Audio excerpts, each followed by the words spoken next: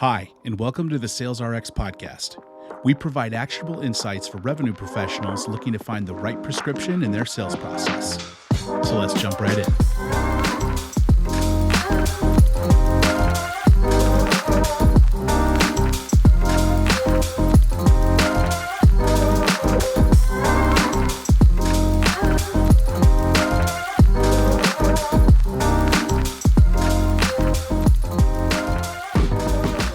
Hello, and welcome to all my Sales RXers and first-time listeners. I'm your host and your sales doctor, Chet Lovegren, and I'm here with a new episode today for all my SDRs. We're going to be talking about the value of retargeting your inbound leads. And I have a very special guest with me today, Jill Bruno. Jill has been in the SDR space since 2014 and is currently building her third team from the ground up. And while everyone is out here trying to be a thought leader and a guru and how to write the perfect cold email and outbound cold outreach, she's really made it a mission to find ways to make inbound pay exponential dividends with not only her lead retargeting processes, but also leveraging marketing content, collaborating with marketing, and making sure that people are pursuing a unified goal on that inbound demand generation. With several outreach specialist certificates, she also recognizes the importance of a well-maintained tech stack and refuses to let opportunities fall through the cracks, as most sales teams tend to do. She is a member of Pavilion and also a mentor and advocate of #Girls Club. Jill, welcome to the show. Glad to have you. Thank you so much. I really appreciate the introduction, and I'm so excited to be here because you really hit the nail on the head. There's so much focus on outbound that I really want to be the advocate. Let's not forget about inbound, because that is such an important piece to marketing, to sales, and organizational growth. So I'm pumped to be here. Thank you so much. Yeah, we're lucky to have you. I know when we were doing some conversation around the episode and what we wanted to talk about, just learning more about your background and having been in the SDR space since 2014, nearly 10 years now, having a full passion for SDR. I know you even said you're like, I never wanted to be an AE. Like I just wanted to train, mentor, and coach SDRs. Like that's amazing. Everybody wants to go to AE. So to find someone who really finds that passion, stays in that fold and lives there is awesome. And then I know we were talking about, your time at Enterprise Rent-A-Car and how your career trajectory has gone from enterprise to where you're at now. So I don't want to give away the whole story, but I would love if you could take some time to walk us through your background. Tell me a bit about Jill, what you've been up to and how you got here.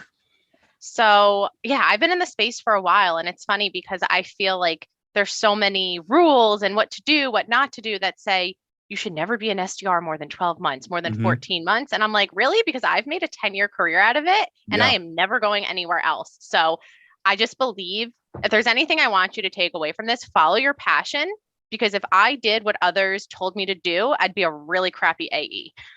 So just stick to what you love. So I was a bartender in college, loved the quick money. Everything was fantastic. Didn't want to give up that lifestyle. But then I was like, okay, should probably grow up, get a job that has a salary and benefits, and put my college degree to use. So I went to Enterprise Rent-A-Car because it's the best management training program ever. And I had I didn't know where to turn. And I survived 11 months and realized I would do anything under the sun besides that. It was just a very tedious, labor-intensive job for very minimal pay. And I just knew that it wasn't for me.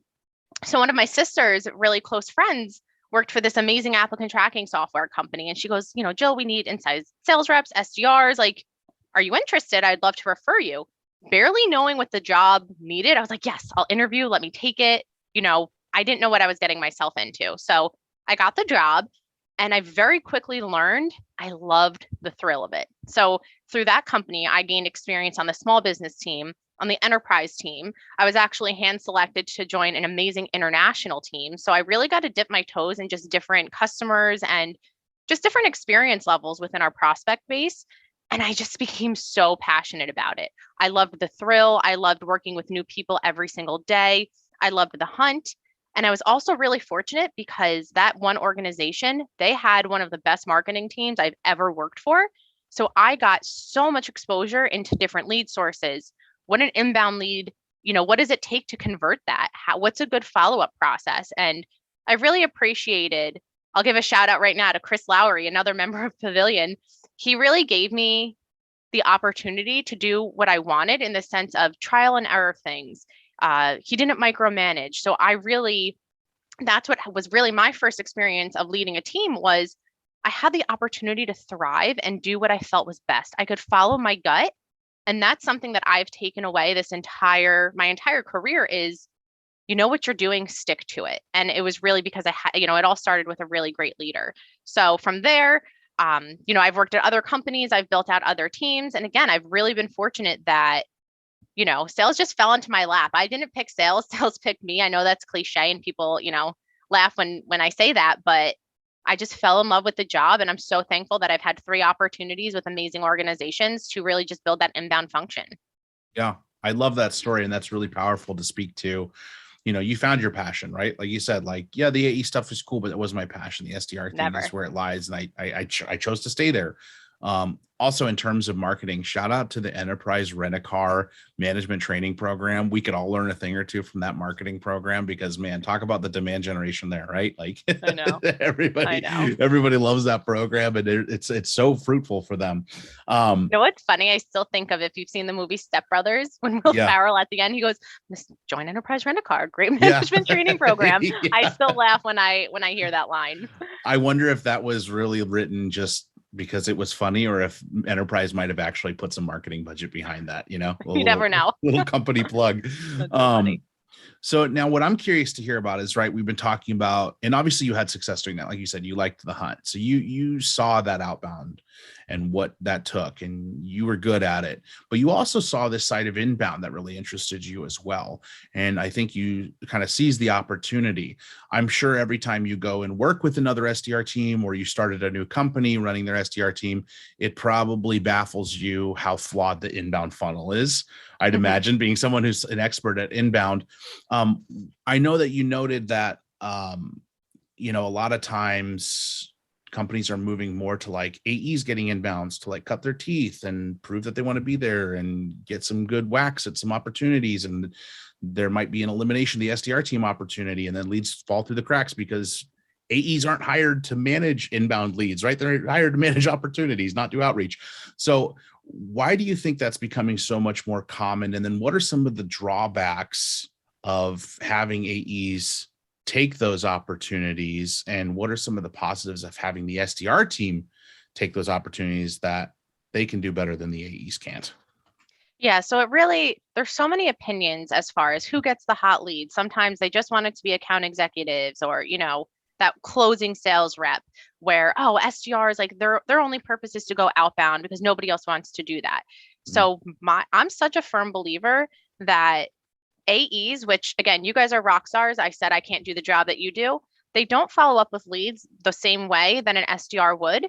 because when it's your whole job to make sure you throw them in your sequence, you're calling as much as you need to, you're emailing, you have the messaging. At the end of the day, whether it be, 15, 13, however many steps you have within your duration of follow up, if you know they end that sequence, I want everybody to know it's okay. You can go to sleep at night knowing you tried really hard because you gave it your all. When I worked for, at certain times in my career when there weren't SDR teams, I would see one call, one email, up, the lead's non-responsive. Of course it's non-responsive. You didn't try. So that's just where I feel that the importance of the SDR, that's what we're on. It's a great step into sales. It's a great segue into other departments because you learn so much, but I just feel like leads get such a better treatment when somebody is truly following up and there's not distractions of, an AE who might have demos, negotiation, end of the month, end of quarter crazies. They're going to be worrying about that dollar amount, not that new website inbound form fill that just came in, who's expecting a call now, not in 5 hours. Yeah. So that's just really where, and also if you think about it, SDRs, whether you're outbound or inbound, you're a hunter. That doesn't mean you're a closer. AEs, you should be there because you're really good at closing. And even the account management side, you're a fantastic relationship builder. That doesn't mean you could do it all. So if you're a 360 AE, maybe you're not that good at hunting, you're just good at closing, or vice versa. So that's why I really like the segmentation of stick to what you're really, really good at. And you're going to make a positive impact to every single person along the way, because you're going to work those awesome leads that are interested to make sure you set up the best demos for AEs so they close the best customers for AMs.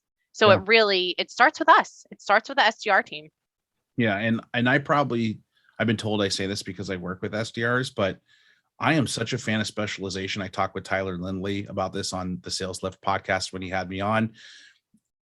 AEs, you're not paying them to go make cold calls or respond to leads. You're just not. Like, they're making the money they make because they're going to close the deals. And that is such a distraction to say, hey, you have to generate 2 opportunities per week or whatever, like whatever the metric is. If you spend 25% of your time getting your own prospects, because then you struggle with rules of engagement. Now an AE is self-generating a deal because they have a self-gen quota. The SDR is like, well, I was working it. And they're just right outside those touch rules. Like, it just provides so many more issues. So that's my incredibly unpopular opinion, is that AE shouldn't have to prospect. That's a whole nother conversation. I right? know. But, and it's really, like you said, what comes first, the chicken or the egg? Who touched it first? Who gets the credit? So that's why I do like to have good rules of engagement. And listen, I get organizations, they're going to all have different opinions. And, even just to share a story of, I learned a lot, but it was a tough lesson that I learned. So I worked at a company where I was brought in to build the SDR team. I was pumped because I knew some people who worked there, heard great things. I was ready to take it on.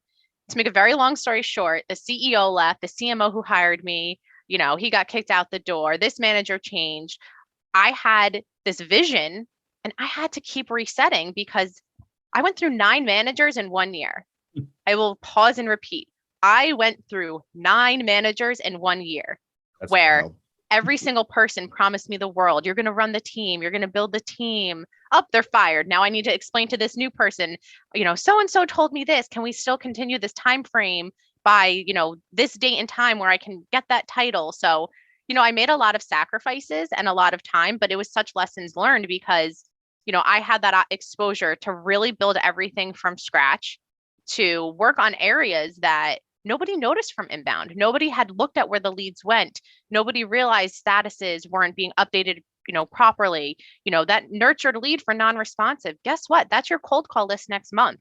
Your close loss opportunities that came from the website. Give those a call because they went to our website for a reason. Not even to mention a pandemic where people went through so much craziness. There's real life scenarios that they might have been non-responsive because they could have been facing a medical challenge given the last 2 years. There's so many real reasons that we can always go back and tap into that pool, which it does become a bit colder, but you can reference like, hey, Chad, I noticed you went to our website 6 months ago and we weren't able to reach you. I'm sorry, maybe the timing was off, but I'm really excited to see if maybe now's a better opportunity. You'd be so surprised with such a basic opening statement. How many people are like, you know what? I'm so sorry. I know, this happened. My car broke down. I was moving and then I bought a dog and then I had to walk. Like, you get the craziest stories as an SDR, but that's some of the easiest opportunities and the best, most satisfying wins that you can get just by tapping into that. But even to, ramble here, but to go on a side note, back to we were saying with like the AE versus SDR, the company I mentioned. So it took me a year of being a team lead, 9 managers. I finally got my management title. I remember it was November. I was pumped. I worked my ass off. I was like, this is amazing. I had hired 3 reps, crushing quota, banging 75 calls a day, like amazing. I implemented outreach, redid Salesforce. I had such a good machine that I was so ready to scale. And then we actually got a new CEO. I could say he's kind of like the Jordan Belfort of sales. So he had a very different mindset that was a little stuck in the 80s where he just wanted reps to prove themselves. So we brought in a sales trainer who was not great, not great at all. And he made the ultimate decision to eliminate the BDR team because reps were not closing as well as we'd like. So if they wanted to prove that they wanted to be here, they were to receive all the leads. And like that, my team was gone. So there's definitely some ups and downs, but my lesson there is just stick to what you know, because that opportunity led to the next, which now led me to my opportunity here of building a team for the 3rd time. So, the best I could say is I learned a lot along the way. In terms of that sales trainer, I'm sure all of his information was accompanied with a Yellow Pages book as well, so that everybody could call out of with a hardwired landline. Yeah, but I mean, it was tough. It would definitely stung to lose my team, but at the same time, it allowed for other opportunities. And it also, like I said, it let me know my passion that right now, I work for an amazing company, Rocket Reach. So, we're a data provider. So emails, phones, all the contact information that you need to get in touch with people. And It's a thriving market. There's so much that I can do and build. And even just the past year, I'm so glad to have been a part of the SDR creation, because Mhm. now not only do I have an inbound team that is absolutely crushing their quotas, I have an opportunity to also build an outbound team. So my Yeah. priority was the leads because those are your highest conversions.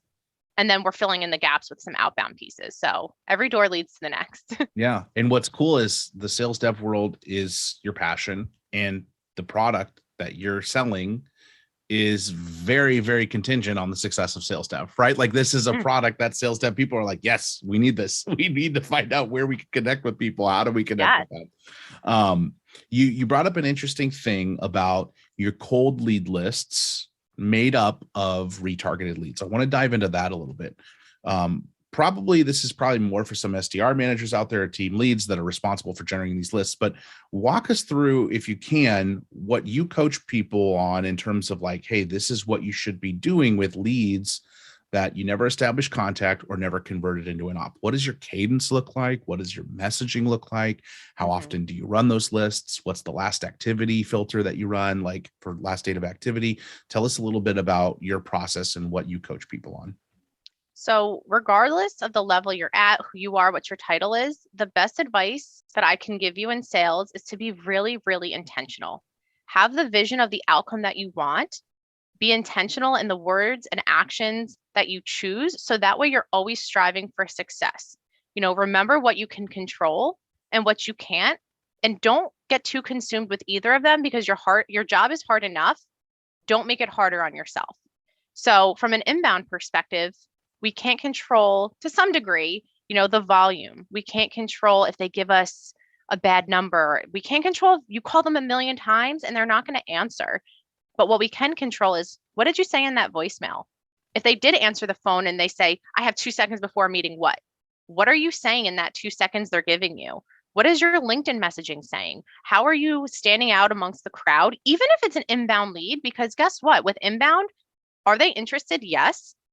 But are they looking at competitors? You bet they are, because guess Yeah. what? They're looking for that type of product. So Mhm. how do you differentiate from all the other competitors that they're evaluating? You are not the only demo. So always remember that. So really lead with, again, that intention of what did they do? What did they say? And use it against them, not in a negative way, but what did their inbound inquiry say? Did they give you some of your qualifying questions right there? Did they say something that you don't provide, so you can start the conversation? I'm not sure that we're for you. I really don't want to waste your time, but I noticed your message said X, Y, and Z about your organization. Or, hey, I'm so excited to talk to you. I see you have a sales team of 30 reps. You need a contact data provider to build your outbound team. Awesome. Let's get the conversation started on their words. So you're always going to intentionally repeat them. So that way they're like, oh, yeah, you're right. I did say that. Even when you're following up with that lead, call me next week. Okay, certainly. I just sent you a calendar invite for the same time next week. The agenda is going to be recapping, what we just spent 5 minutes talking about. So Mhm. that's really the great advice that I can give you. And back to what I started with, remember what you can control and you can't. Yeah. You can't control if your MQLs don't hit. Hopefully you have a really awesome marketing team that they're working their butts off to do that, but maybe you're getting spammed, you're getting bot attacked. Like there's certain things that can impact that. So you can't control that. But what you can control is, okay, maybe, you're midway through the month, you're not where your goal needs to be. Now what? Mhm. You're in sales for a reason, not to sit in your chair and just sit back and wait. Work with your manager, sales ops, your Salesforce admin. Somebody in your organization can help you. And maybe, other tools if you're not using Salesforce as your CRM. Get a list. Pull every single lead within the past quarter, 90 days, hell, the past year. Who was nurtured for a specific reason? Mm. What were your close loss opportunities? Maybe there was a demo that sticks out to you because you crushed it. Maybe your product can work with other departments or other areas of the business. Maybe you worked with East Coast, now you want to call West Coast. There's so many opportunities which you can control to use that bucket without it always being that pure cold call list. Mhm. So whether it be nurture programs, there's just so much to do, because like I said, there's so many reasons people fall off track. Part of your job is picking them back up, and sometimes people just need that nudge. They need that reminder of like, oh crap, you're right, I do need that. like now's a better time to talk about it. So there really is so much that you can control. And like I said, don't stress yourself out, but push yourself to do more. Yeah. The more you do, the better you're going to look and you're going to thrive in your career. Like never sit back and just wait. And you can control the inputs. So focus on what you can Yeah, control, to control echo your what you're saying. activity. Yeah. That's really, control if you're leaving voicemails or not, or what your pre-recorded voicemails is. Drop a voicemail. There's just so many ways to make the intentional choices to succeed. And that's again, any position in life. Yeah. I love how nowadays there's so many like managers and leaders and coaches that have actually done these rules before very successfully, that have gotten to where they get, that now reps have to start seeing that we say these things about intentional activity and inputs, not just because we're like, make more cold calls. It's not even just that, right? Like what I always tell reps, like, what are you doing to make sure you can get in front of that person? Well, I called them and emailed them. Okay. Did you do a LinkedIn voicemail? Mm-hmm. Did you send them a video email? Vidyard plugs in directly to LinkedIn now. There's like no excuse, like people No, talk about I hear you. like gifting. What do I gift them? Everybody's alma mater is on their LinkedIn. Just send them something from their alma mater and make it relevant in some way. It's really about like, hey, do you want to just go through the motions, or are you trying to accomplish something? And I love that you kind of say that thing about, control what you can control, but you have to focus on that activity. You brought up a really interesting point about marketing and raising your hand and working alongside and cross collaboration. Can you talk a little bit about ways? I feel like most reps look at marketing as like the people that are responsible for bringing me leads. Like that's not a slight to marketing. That's what most reps think, unfortunately, when marketing does so much more. Can you talk a little bit about what successful reps do when it comes to collaborating with marketing or leveraging what marketing does to make sure that they're successful when it comes to inbound? So I'll start by saying, I hope you have a manager that can drive this relationship. And if you don't, control building it yourself. Yeah. Not to sound corny, but the term smarketing is so true, because I hate when sales blames marketing, the leads aren't good enough, but then, marketing blames sales, they're not following up. Like there should never be a battle.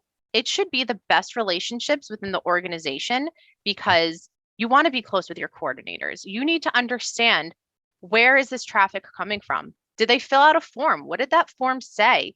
Maybe they opened a couple emails. What was the body of that email that they keep opening and they're clicking on landing pages? You have to understand the full story, which I really don't think you can do without a close relationship with marketing of what sequence do they go into? How are you going to have that conversation? Because if they were just an ebook download, you better read that ebook before you start calling those download lists. So that way you can bring relevance to the conversation. Yeah. That might be a warm or cold lead, still a lead, but again, as opposed to they went to your website and they came right into your face and they're like, let's book a demo. So you really have to understand where they're at in their journey and what's going to interest them. Again, what content are they consuming? Are they on your LinkedIn? You need to have full exposure into everything, so that way you can succeed. And that's going to be based on your relationship with marketing. Because I don't expect, an entry level rep, maybe fresh out of college, joining sales. They may not know anything about lead sources. So it's good to not only track them, have the conversations, ask so many questions, because that's what I succeeded early on as an SDR in doing. Was I had my people, I had my tribe, and I learned so much from them, which helped me have better conversations and also understand what should be a long follow-up. When do I give up a little quicker? Because it's so hard. You want to follow up with that lead forever and ever. And if you blink and you're 60 days in, you just wasted way too much of your time. So I really believe in that piece. And then to go further on that topic, again, with the support of, your ops team and managers, you also need to have equal distribution. So I kill myself to make things fair. I probably have more gray hair than I should have, just by really, really making things fair. And it's because I was an SDR. I know what ticks people off and I know what keeps teams happy. So I'm actually right now, my heart's pounding, but we implemented a tool that deployed last night into production today. So we're figuring a few hiccups out, but it's been a really great experience. We're working with a company called Lean Data, and it allows for a very sophisticated round robin. So for my inbound SDR team, I care about quality, because it stinks. Like, how would you feel, Chet? Oh, you just got 5 website leads who are instant demos and convert at 40%. And then by happen of round robin, oh, geez, I just got 5 white book down, e-paper, whatever ebook downloads. They're not really ready to convert. that stinks because you just got easier leads, I got harder leads, and then the team gets frustrated.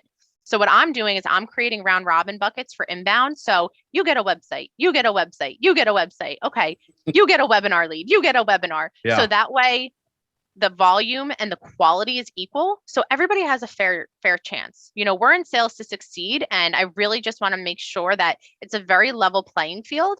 So that way, those that are actually excelling, it's because you're working really hard. And Yeah. maybe people that aren't doing as well, okay, let's dive into the types of leads that you had. Let's role play it out a bit more because maybe you're just struggling in this area. Either way, it's okay. But without equality in the types of leads each individual is working, if it's not fair, how do you help lead that team? So that's like a big takeaway for anybody listening, or if you need me to help you talk to your managers about how to get a good process in place, that is the true foundation and evolution of a scaling inbound team. And again, as we were saying earlier, it's interesting because now we're in a place in this world where a lot of leaders have done the job before. So you have that empathy walking into it, knowing like, I know what it's like to get 5 website downloads sent to someone else because of round robin or other people on my team. And then I got 2 content MQLs back to back. It's why I always love like some of the best and most collaborative AEs are people that were SDRs. You know, hey, I know you talked to this person 2 months ago and they weren't ready.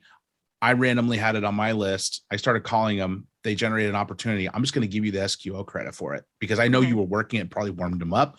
I know it's like to be an SDR. I know it was literally 2 days out of touch rules before ops sent the lead list over to me. And I, like you said, business needs change over time, right? So the timing might be different. I got a hold of it. I know you were doing the work. I'm going to put you on the op anyway. You know what I mean? We're in this together. Absolutely. As opposed to like, well, it's 2 days past, it's mine. It's that collaborative environment but it's like what they always say, right? They always say everybody in the world should work in a restaurant 1 month in college so they know what it's like to be in the service industry. I know. Because they'd be completely different. People would be so much more empathetic. I feel like it's very similar now with not only leadership, but like those relationships between account executives, SDRs, marketing, things like that. And I'm glad you bring that up because I didn't really talk too much about rules of engagement. And that's also a huge piece because, in theory, your outbound team, they have the emails, the calls, they are hitting your whole ICP, your personas and target. Guess what? Most of them are going to ignore you. Yeah. Not saying you're doing a bad job, but cold calling is hard. What happens when you're going after this organization who ignore you and then they come inbound? Yeah. You'd be pretty ticked off if you were like, no, I drove that inbound traffic. So you have to give love to both teams. And I'll even call out. So I have a time frame in place that lean data is allowing me to accomplish that if it's an active outbound account, I call them ADRs, one of my ADRs is working, it's actually going to skip the round robin bucket for the inbound team. And it's going to go directly to that individual. So that way they can say, hey, listen, I had a conversation with so-and-so, or if previous conversations happen, they can tell that story for all the hard work that they, are putting into that account. So that way, they can run with it from there. So I think that's very important. And, also too, like you said, you work a lead, they flirt with you, they lead you on, you can taste the demo, and then they stop answering. And you call every day for the next 5 weeks. I mean, don't do that, but you put your heart and soul into, they're interested. And then you finally nurture that lead for non-responsive or whatever your reasons may be.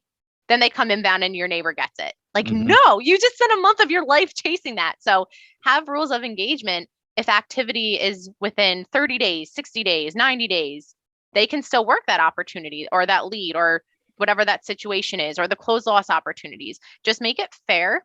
So that way everybody has a really good shot to get the results out of the effort that they put in. And your point earlier, that's only achievable if you honor your tech stack and then put the tools and enablement in front of people. You can't manually manage that. It's near impossible if that comes back in inbound and SDR fields it, they send it over to an AE that someday randomly a BDR and ADR is looking at it and is like, wait, that was still inside of touch rules for me, but just because it came back inbound, it's not going towards outbound. Marketing is getting credit for an MQL, SDR is getting credit for an inbound discovery call, AE is getting credit for whatever happens from there on out. But when you think of like a typical marketing funnel, AIDA, awareness, interest, desire, action, BDRs and ADRs are doing the AI part of it, right? They're generating the awareness, they're building that interest, but they just didn't take action with us. And Mm-hmm. I think we're so quick to forget that sometimes, because it might not even be the same person. You might be targeting VP of sales. It might be the CMO that comes in the Mm-hmm. funnel.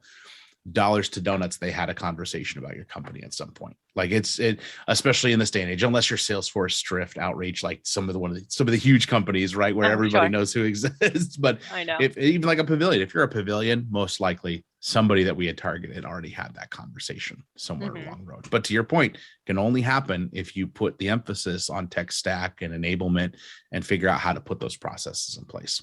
Oh yeah, no, I said to you earlier, it's so funny. So when I had started as an SDR, I had Salesforce Classic with a desktop phone, no click to dial, no sequencing tool. I did not think life could get better. And Yeah. when I worked international, I had to dial like 7 numbers just to make an international call, then the country code, then the number. So I had like a callus on my finger from all the dials. And, it's crazy to see where sales has evolved, because right now I need outreach. If I was to interview tomorrow for a new role, I'd be like, okay, are you getting me outreach? Not that I am. I love my job.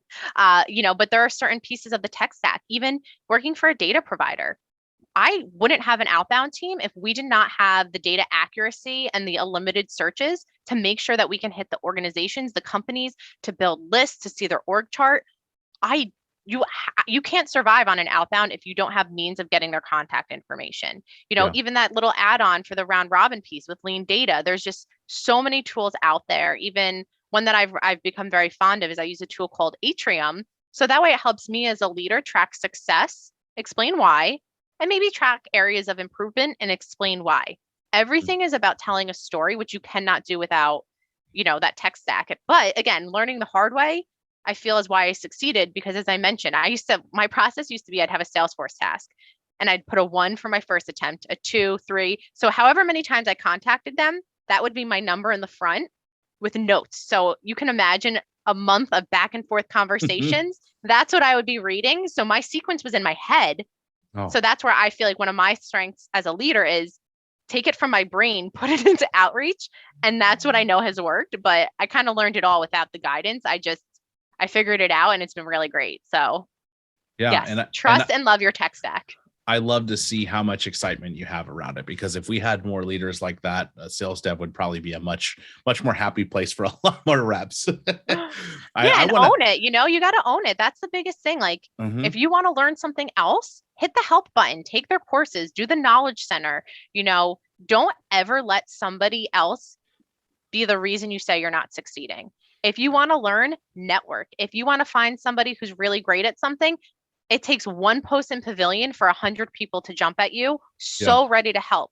You mentioned my involvement in Girls Club. It's a huge organization and community for women, supporting women in sales leadership. So, and that's where I'm happy to help too, but take your career into your control, grab it by the horns, and you will be successful. Do not sit back and wait for anything to happen, because if you want it, fight for it. Yeah. And even today, we're here because of a mutual associate who is in Pavilion, who is on my podcast. And that's where the connection is made. Yeah. Networking goes so far. It really does. I can't wait for the day that I can get to your world with your tech stack, because I'm turning into a dinosaur, because I'm still living with a lot of that data and spreadsheets. Oh geez, don't break my heart. I know. So as these tools get more affordable and faster, I can only see like people like me who are like spreadsheet wizards, like just going out of style, because people are like, oh, we don't need somebody to figure out something complicated on spreadsheets anymore. We have a software that does it. It's really intuitive. And I'm like, oh crap. And it also depends your volume, because from even an inbound perspective, what can your team handle and manage? Like, I find a sweet spot for inbound is maybe 300 MQLs per month, because I feel like that gives enough flexibility. If some fall off, you still have enough to keep busy. Or if they tick up a little bit above, you're going to hustle a little bit more, but you're not going to be burning the candle from both ends and you're just burnt out, because that's a great problem. You have so many leads, but you really need to have that balance. So, pending what your volume is, start on Excel. But again, the goal is to grow that. So you got to get off it. We can't keep doing that. So I'll help you out. I love it. Well, I know we're running up on time here, but today has been really informative. I think when it comes to inbound, you hit on some really important things about like, what you should be retargeting, how you should be approaching it, even like the timing of it.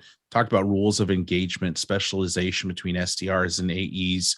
Also touched on the importance of tech stack. I think there's a lot of valuable stuff for not only individual contributors, but managers, leaders, and people in operations to take away from today. I wanted to see if you had any final thoughts to leave everybody with before we wrap up the episode. So I would say my best advice that I feel that I keep repeating myself here, but stay very curious. Ask a lot of questions. I don't care if you're in your first role as an SDR or if you're a very seasoned CEO, you can keep learning, keep asking questions, and really, like I said, network. Because if you're not an expert at something, that's okay. Maybe your manager isn't either. That is okay. Mm-hmm. But there's so many communities, some paid, some free. LinkedIn, there's so many resources. Really take advantage of finding people that can help you. And I promise you, you're going to do well. Like I said, don't sit back and wait for it to happen. Don't wish for it. You have to work for it. And I promise if you put in the work, you're going to blink like me and be 10 years into a sales career, managing a team, living your dream job. So really just be confident. I promise you're on the right track. Just keep going. Yeah. I love it. Jill, if people are listening today and they go, wow, I want to sync up with Jill, or, hey, I'd love Jill to show my SDR team a thing or two, or totally. Hey, Jill, can you coach me up a little bit? How do we get in touch with you? What's the best way to connect with you on social media or in other avenues? So no, I love that. And I actually do have a lot of SDRs I mentor. I have a lot of, networking groups. So I love that. I thrive off of it. So I am happy to help anybody any way that I can. So my LinkedIn, what's my name? I think I'm just Jill Bruno. That's bad. I don't know if I'm Jill or Jillian. Yes, Jill Bruno. I never know if I have my full name or not. So super simple, Jill Bruno. And not to say we don't talk about Bruno. It's a tough time to be a Bruno if you've seen it in Canto, but just Jill Bruno. And my email is very simple. It's Jillian, JILLIAN @rocketreach.co. So please feel free to shoot me a LinkedIn message, an email, and I would love to chat with anybody further.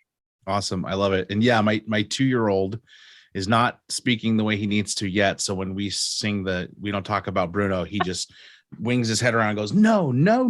That's all he knows. He it's so funny. He just because it first started with Luca, where they're like, Silencio Bruno. And now it's, we don't talk about Bruno. So I'm like, oh man, tough time to be a Bruno, but that's all right. The craziest thing is, because he's experiencing all of this stuff for the first time, he's really into like the Moana stuff now, even though I'm like, that's old news, Harrison. What are you into Moana for? We're on Encanto. Like, come on. I'm not gonna lie, I like those though. So my daughter has them on repeat. And I'm secretly in the background dancing. I'm like, we're singing the song. So at least they're good movies.